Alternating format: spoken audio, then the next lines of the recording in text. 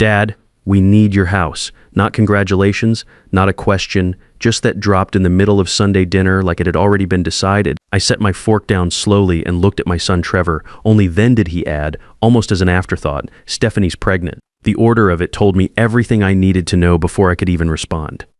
I'm Frank Morrison, 62 years old, and I've been dealing with problems my whole life. Spent 20 years in the Navy, another 25 as a civil engineer. You learn to read situations, analyze what's really happening beneath the surface. And what I was seeing here didn't add up. I smiled because that's what you do first. My fingers tightened slightly around my coffee mug, but my voice stayed even. "Congratulations," I said. Stephanie reached for Trevor's arm, her expression careful, watching me more than celebrating. There was no rush of excitement, no details spilling over, no nervous laughter about timing or names, just waiting. Then Trevor leaned forward. "Our place isn't big enough," he said. "We've been thinking about it, and we need something bigger."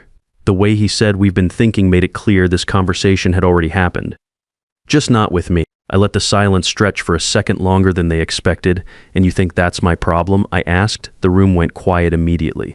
Trevor looked down at his plate. Stephanie inhaled, then straightened slightly like she was stepping into a role she'd rehearsed for. "We're just trying to plan ahead," she said. "For the baby, for stability." I didn't lean back, stayed exactly where I was. One hand resting on the table, watching them both the way I used to watch junior officers trying to explain something they thought I wouldn't question. "What exactly are you asking?" I said. Another pause, not confusion, not hesitation, calculation. Trevor cleared his throat but didn't answer right away. Stephanie glanced at him, then back at me, like she was measuring how direct she could afford to be. That's when I understood this wasn't an announcement at all. It was a negotiation they believed had already been won. They didn't answer my question right away. Instead, they adjusted their approach. Stephanie leaned forward slightly, folding her hands like we were about to discuss something reasonable. "It's just that your house has space," she said. "More than you really use now." Trevor kept his eyes on the table, not correcting her, not softening it, just letting her speak for both of them. I watched that more than anything else, not what she said, but what he didn't say. "This place is quiet," she continued. "Stable. It would make things easier for us, especially with a baby coming." "Easier," I repeated the words silently, letting it settle. "So this is about convenience," I said. Trevor shifted in his seat. Stephanie's expression tightened just slightly, then smoothed again. "It's about family," she replied, "helping each other when it matters." I nodded once. Yes, helping, not replacing responsibility. That's when Trevor finally looked up. "Dad, we're not trying to take anything from you. We just thought maybe there's a way to make this work for everyone. For everyone." The phrasing was careful, too careful. I could hear the space where the real sentence should have been. I didn't raise my voice. "That is your child," I said. "Your responsibility." The words landed clean between us. Trevor opened his mouth, then closed it again. Stephanie leaned back slightly, reassessing. "You always said you'd help if we needed it," Trevor said. Quieter now. I met his eyes. "I will help you build something, but I won't hand it to you." Another pause followed, heavier this time. Not confusion, resistance. They weren't asking directly. They were trying to move the conversation somewhere I hadn't agreed to go. And the more I listened, the clearer it became that what they wanted wasn't advice, and it wasn't support. It was permission. I stayed where I was, my hands still on the table, keeping my voice steady. "If you're not ready to stand on your own, why have a child?" Trevor flinched slightly. Stephanie didn't react the same way. She didn't look hurt or surprised. She just watched me. Her expression composed like she was recalculating rather than responding. That difference didn't escape me. Trevor rubbed his hands together. "It's not like that. We just want to be prepared." "Prepared?" I repeated quietly, by shifting the weight somewhere else. "No," he said quickly. "That's not what I mean," but he didn't finish the thought. "I didn't force you to have a baby," I said. "That was your choice, so now you find your way." The words settled between us, not sharp, not loud, just firm enough that they didn't leave room for interpretation. Trevor leaned back in his chair, exhaling slowly. "You're making this sound like we did something wrong." I met his gaze. "No, I'm saying you made a decision, and decisions come with responsibility." Stephanie tilted her head slightly, studying me. There was no sign of excitement in her. No softness that usually follows news like this. No mention of appointments, no nervous energy, no small details that people can't help but share when something real is happening. Just strategy. Just pressure wrapped in careful language. That's when the thought settled more clearly than before. This didn't feel like joy, it felt like leverage. After they left that night, I sat alone at my kitchen table, the same one where my wife Susan and I had made our plans for 35 years before cancer took her. I replayed everything, the timing of the announcement, the way Stephanie had watched me instead of sharing anything, the way Trevor had followed her lead instead of speaking first. The order of the words, "We need your house, then Stephanie's pregnant." It hadn't been excitement, it had been positioning. 3 days later, I called my neighbor Jim, who's retired from the phone company, asked him about home security systems, told him I was thinking about upgrading. Nothing suspicious about a 62-year-old widower wanting better security. Within a week, I had cameras covering my driveway, front door, and backyard. Small ones, the kind you can't see unless you know where to look. Then I started making calls, not to Trevor, to people who might know things. My buddy Rick works at the credit union where Trevor has his accounts. We served together on the USS Nimitz back in the day. I didn't ask him to violate any privacy rules. I just mentioned that Trevor had been asking me for financial help, and I wanted to understand the situation before making any decisions. Rick's face told me everything before he said a word. "Brad," he said, "I can't give you specifics, but if your son is asking for money, there's probably a good reason." How good a reason? The kind that keeps people awake at night. That's when I knew I was onto something real. The following week, I started watching their social media. Stephanie posts everything online: restaurants, shopping trips, new furniture, weekend getaways. I began screenshotting things, making notes of dates and locations. For two people supposedly saving money for a baby, they sure were spending a lot on things that didn't look like baby preparation. Brand new sectional sofa, $3,200. Post is 3 weeks ago, weekend trip to Napa Valley, multiple posts from expensive restaurants and wine tastings. Posted 6 weeks ago. Stephanie's new handbag collection, easily $2,000 worth of designer bags. Posted throughout the last 2 months. Either they had money coming from somewhere I didn't know about, or they were spending money they didn't have. 2 weeks after our confrontation, I decided to test a theory. I invited them over again, this time for Sunday lunch. I was ready. I'd set up a small digital recorder in the dining room, the kind they sell for business meetings. Nothing illegal. It's my house, my conversation. But good to have a record of what gets said. They came in looking relaxed, like they'd figured the hard part was over. "How's Stephanie feeling?" I asked as we sat down. "Morning sickness starting yet?" Trevor looked at Stephanie. She looked at Trevor for just a second. Neither of them knew who should answer first. "Oh, you know," Stephanie finally said. "Just tired mostly." "When's the due date?" I asked. Another pause. "We're still early," Trevor said quickly. "Haven't really calculated all that yet?" I nodded like that made sense. "Well, when was the last period? That's how they calculate it, right?" Stephanie's face went blank for half a second, then she recovered. "I don't really track that stuff," she said. "Now, I'm not an expert on women's health, but I was married for 35 years. Susan and I tried for kids when we were young. Didn't work out for us, but I learned a lot about how pregnancy works during those years. Any woman who's actually pregnant knows exactly when her last period was. It's literally the first question every doctor asks. That's when I knew for certain what I was dealing with, but I needed more than suspicion. I needed proof. "You know what?" I said, "this calls for a celebration. Let me break out the good wine." I went to the kitchen and came back with a bottle of Cabernet I'd been saving. Poured 3 glasses, handed them around. "To new beginnings," I said, raising my glass. Trevor took a sip immediately. I watched Stephanie over the rim of my glass. She brought the wine to her lips, hesitated for just a moment, then took a small sip.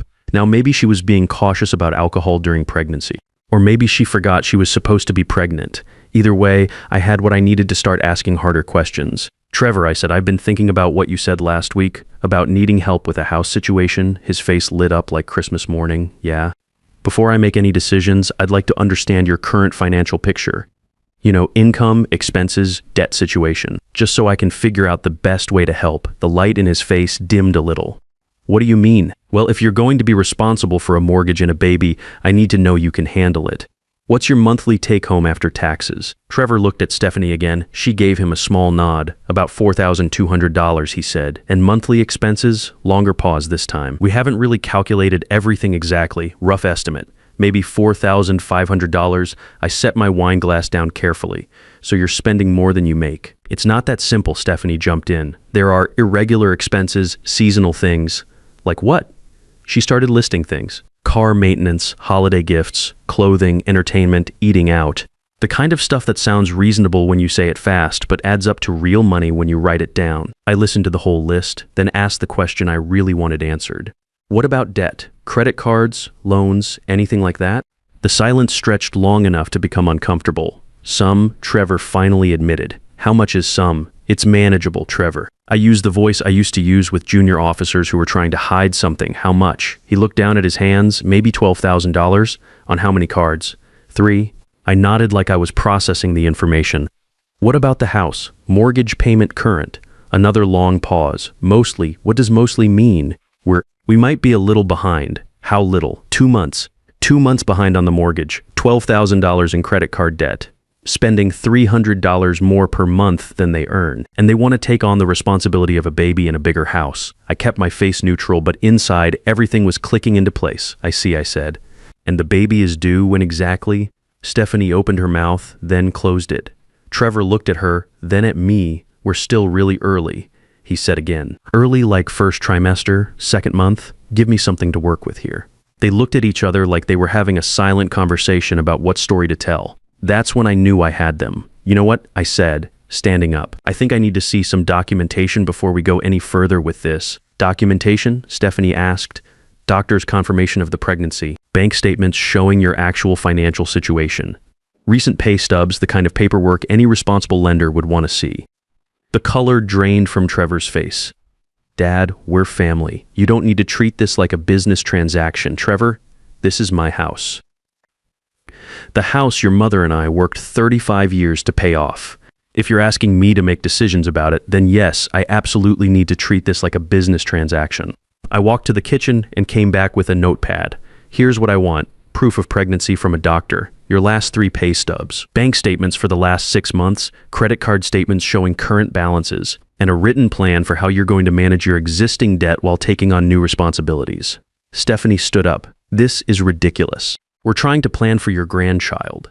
Then you should have no problem providing documentation that shows you can actually take care of that grandchild. Trevor stood up too. We should go. Yes, I said, you should. Come back when you have the paperwork. After they left, I sat in my living room and thought about what I'd learned. Not just the financial stuff, though that was bad enough, but the way they'd approached this whole thing. The coordination between them, the careful timing, the way they'd tried to use emotion to bypass logic. This wasn't desperation. This was strategy. Over the next 3 weeks, I did more research. Real research, the kind I used to do when I was trying to solve engineering problems. I contacted a private investigator, guy named Paul, who does background checks for local businesses, asked him to run a financial background check on Trevor. Told him I was considering a family loan and wanted to understand the full picture. What Paul found confirmed my worst suspicions. Trevor's actual salary was $8,000 less per year than he'd told me. They'd been late on rent 5 of the last 7 months. There were 2 judgments against them, one from a credit card company for $8,100, another from a furniture store for $3,500. The picture was getting clearer, and it wasn't pretty, but I still needed to know about the pregnancy. So I did something that probably sounds extreme, but felt necessary at the time. I followed them not in a creepy way, just observing their routine for a few days. Trevor left for work every morning at 7:30. Stephanie usually left around 9:00, came back around lunchtime. On Thursday, I followed her when she left. She drove straight to a coffee shop, ordered a large coffee with extra shots, then went to a nail salon. On Friday, I followed her again. This time she went to a gym, did a full workout including ab exercises and some kind of kickboxing class. Now, I'm no expert on pregnancy, but I'm pretty sure women who are actually pregnant don't do kickboxing and drink large amounts of caffeine. 4 weeks after our confrontation, I was ready to end this. I called Trevor and asked him to come over alone. Told him we needed to have a man-to-man conversation about the situation. He showed up the next afternoon, looking nervous but hopeful. We sat in my living room, the same room where I used to help him with homework when he was in high school. Trevor, I said, I want to ask you something and I want a straight answer. He nodded. Is Stephanie actually pregnant? The silence that followed told me everything I needed to know before he opened his mouth. He didn't say no immediately. He didn't act surprised by the question. He just sat there, looking like a man trying to figure out how much trouble he was in. Finally, he exhaled and shook his head. No, how long have you been planning this? It wasn't supposed to be like this, he said quickly. We just thought if you believed we needed help, you might. You might? What? Let us move in. Just temporarily. Until we got back on our feet. I leaned back in my chair, processing the full scope of what they tried to do. So you lied about having a grandchild to manipulate me into giving you my house. He winced. We weren't going to keep lying. We were going to tell you the truth eventually after you'd moved in and changed the locks. It's not like that. What is it like, Trevor? He rubbed his face with both hands. We're drowning, Dad. The credit cards are maxed out. We're behind on everything. Stephanie lost her job 3 months ago, and I'm barely making enough to cover the basics. So you decided to make it my problem. We just needed a break, a chance to reset without losing everything. I stood up and walked to the window, looking out at the yard Susan and I had planted together over the years. Trevor, do you know what this house represents? Dad, this house represents 35 years of getting up every morning and going to work, even when I didn't want to. Even when your mother was sick and I wanted to stay home with her. Even when money was tight and we had to choose between fixing the roof and taking a vacation. I turned back to face him. This house is what we built by doing the right thing, even when it was hard. I know that, do you? Because what you just tried to do tells me you don't understand that at all. Trevor looked down at his hands. What are we supposed to do now? Now you do what every adult has to do. You figure it out. How? The same way I did at your age. The same way every responsible person does. You cut your expenses. You increase your income. You pay your debts. You live within your means. It's not that simple anymore. It's exactly that simple. It's just not easy. I sat back down across from him. Trevor, I love you. You're my son, and nothing will ever change that. But I'm not going to enable you to avoid the consequences of your choices. So you won't help us at all. I'll help you learn to help yourself. I'll co-sign for a smaller apartment if you need it. I'll help you create a budget and stick to it. I'll even lend you some money for absolute necessities with clear terms for paying it back.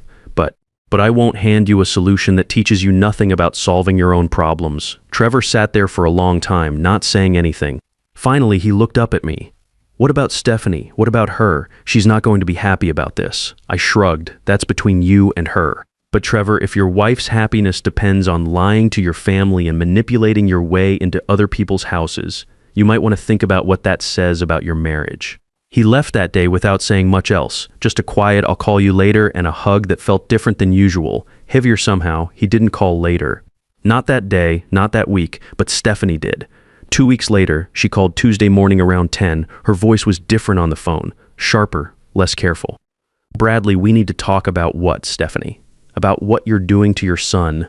What am I doing to my son? You're abandoning him when he needs you most. I almost laughed. Is that what he told you? He told me you refused to help us? I offered to help him in every way that would actually help him. What I refused to do was enable him. That's not your decision to make. It's exactly my decision to make. It's my house. There was a pause, then her voice got colder. You know, Trevor always said you were selfish. I guess he was right. Stephanie, let me ask you something. In all the time you've been married to my son, how many times have you encouraged him to live within his means? How many times have you suggested cutting expenses instead of increasing debt? Silence. How many times have you told him he should work harder or find better employment instead of looking for handouts? More silence. That's what I thought. You don't understand what it's like for our generation. I understand exactly what it's like. I understand that every generation faces challenges and every generation has to figure out how to handle them. What I don't understand is expecting other people to solve problems you created for yourself. She hung up on me. 6 weeks later, Trevor called. His voice sounded different, tired, but also somehow clearer. Dad, can we talk? Of course, Stephanie left. I didn't say anything right away, just waited. She moved back in with her mother, said, "This wasn't what she signed up for. I'm sorry to hear that, are you?" I thought about it for a moment. I'm sorry you're hurting. I'm not sorry that someone who was willing to lie to your family to get what she wanted is no longer in your life. He was quiet for a while, then I found an apartment. Small place, but I can afford the rent. Been looking at my budget like you said. You're right, we were spending way more than I was making. How much more? About $800 a month for almost 2 years. That explains the debt. Yeah, Dad, I need to ask you something. What's that? Were you ever really going to help us? I mean, if we'd been honest from the beginning, I thought about that question for a long time before answering. Trevor, if you had come to me and said, "Dad, Stephanie and I are in financial trouble. We've made some poor decisions and we need help getting back on track. Can you give us advice and maybe help us find a solution that teaches us to do better?" Then yes, I would have moved heaven and earth to help you. But not the way we did it. Not the way you did it. Because that wasn't asking for help. That was trying to transfer your problems to someone else without taking responsibility for how you got there. Another long pause then. I think I'm starting to understand that. Good. That's the first step. What's the second step? The second step is making a plan and sticking to it, even when it's hard, even when it takes longer than you want, even when other people are doing things you can't afford to do. We talked for another hour that day. Really talked for the first time in years, not father lecturing son, but two men discussing a problem that needed solving. 8 months later, Trevor called with an update. The second job was exhausting, but he'd paid off one credit card completely. Still got a long way to go, he said, but I can see the light now. Last week he called again. His car needed $800 in repairs, and for a moment I heard that old panic in his voice. I almost called a payday loan place, he admitted. But then I remembered what you said about solving problems instead of shifting them. He worked extra shifts, sold some furniture, and covered the repair without borrowing. It sucked, he said, but I did it. That's the kind of progress that matters. He comes over for dinner sometimes now. Just him, Stephanie, and he are getting divorced, and it's been finalized. We sit on the back deck afterward, drinking beer and watching the sunset. Dad, he said, last month, I need to tell you something. What's that? When all this was happening, when we were asking for the house, I knew it was wrong. I knew we were lying to you. But I was so scared of losing everything that I convinced myself it was okay because we were family. I nodded but didn't say anything. I want you to know that I understand now why you said no, and I want you to know that I respect you for it. Thank you. And I want you to know that if I ever have kids someday, I'm going to teach them what you tried to teach me. What's that? That nobody owes you anything just because you want it. That if you want something, you have to earn it. And that family helps each other get stronger, not weaker. We sat there in comfortable silence for a while, watching the last light fade from the sky. Trevor's doing better now, really better. He's saving money for the first time in his adult life. He's talking about going back to school part-time to get training in HVAC repair. And me? I'm exactly where I was a year ago, sitting in the house Susan and I built together, protecting what we created, making sure it goes to the right place when my time comes. But now I know for certain that when that time comes, it will go to someone who understands what it represents. Someone who knows the difference between earning something and being given something. Someone who learned the hard way, if necessary, that the best gift you can give someone you love is the confidence that they can take care of themselves. That's worth more than any house. Real love isn't giving someone what they want. It's giving them what they need to become who they're supposed to be. The hardest lesson a parent can teach is that struggle builds character, and the greatest gift we can give our children is the strength to stand on their own.